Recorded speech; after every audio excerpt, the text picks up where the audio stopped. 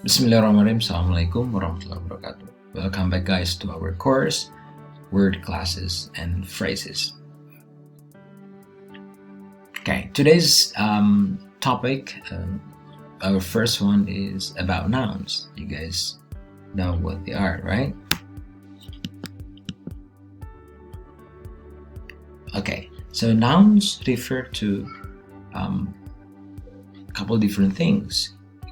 Can refer to a person like boy, baby, girl, or place like home, park, school, university, or an animal like cat, dog, pig, monkey, right? Or a thing like a chair, a car, a sun, a bed, or even as abstract an idea like love, strength, and fear, right? So that's what a noun is, okay? Like, let's do some more.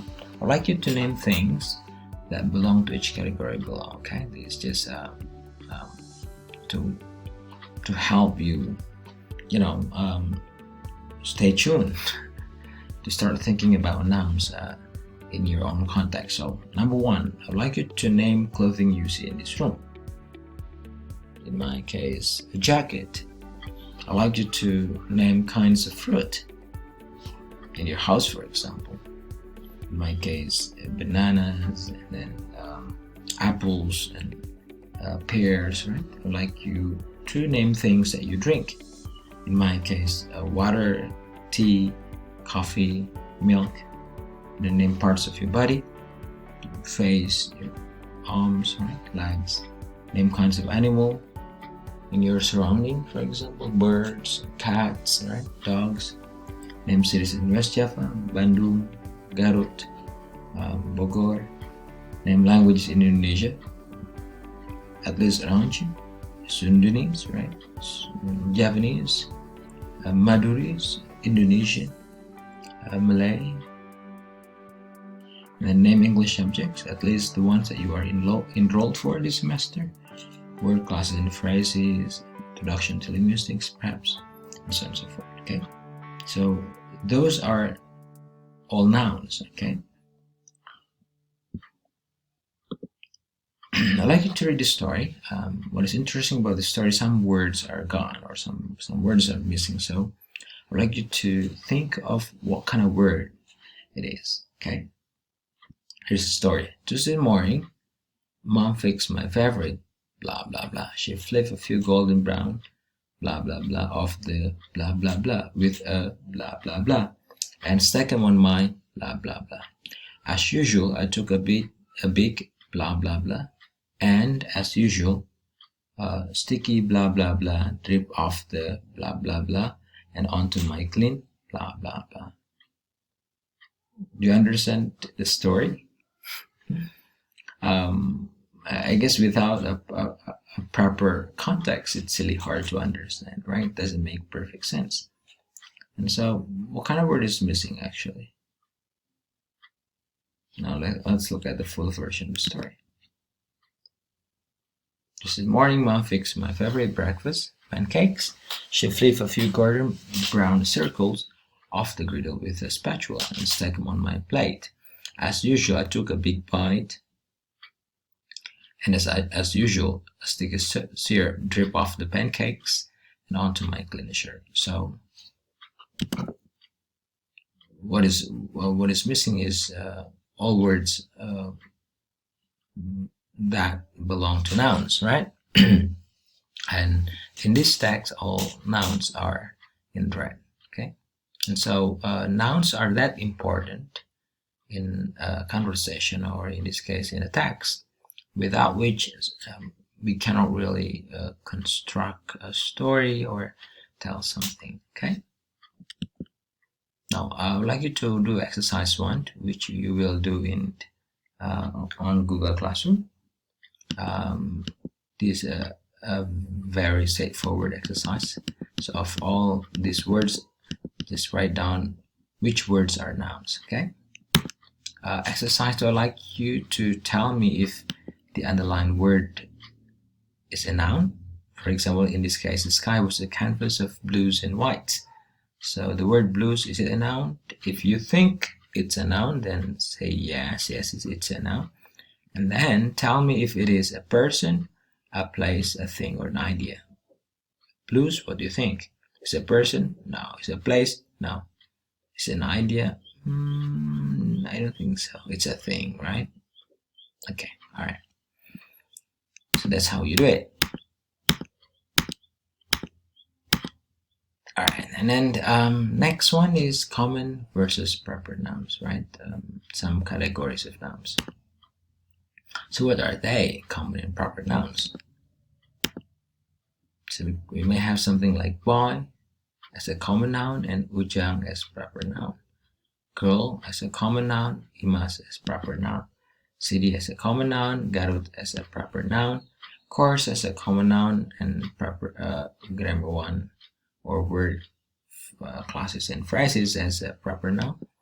Company as a common noun, pertamini or pertamina as a proper noun. Country as a common noun and Indonesia as a proper noun. And as school as a common noun and UP as a proper noun. Okay, so proper nouns, this one refers to specific names, special names, right? Specific names like ujang, imas, right? Meanwhile, common noun, this one refer to common nouns, common names. Boy could be anyone, right? Girl could be anyone. City could be any city.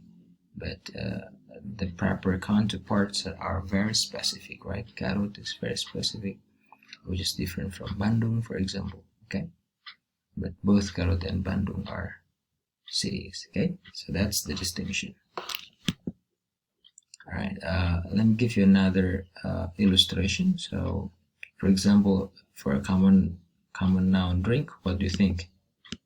Pepsi, right? Village, Cihideng, teacher Eri Kurniawan, Tim Persib Bandung, book Harry Potter, then song Heal the World and theory heliocentrism.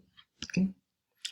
Exercise 2. I like to change the underlying common nouns with proper nouns. For example, the first line, the princess was trying to get to the city, right? There are two underlined words here. The princess, let's focus on that one. It's a common noun, so you have to change it into a proper noun. For example, Eri Kurniawan was trying to get to the city. Oh, wait. It's a princess, right? Okay. Cannot be me. So I'm a prince, not a princess. So you can think of something else as a proper noun to be creative, okay? All right, next one, distinction between singular versus plural nouns. I like to observe the words in red and black. The princess was trying to get to the city. She was lost in the forest. She discovered a trail of food crumbs.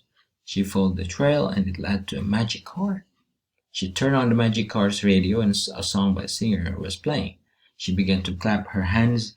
After she had clapped 3 times, the magic car lifted up in the air and flew to the city. It landed in a parking lot of a store. Perfect! This was exactly where the princess was trying to go in the first place. She went inside, met her friends, and bought some things.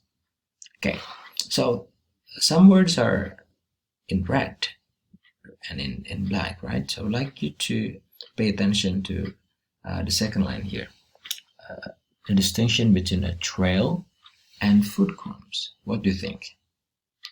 They are both noun, right? But here, this word has an article, so this is a singular noun.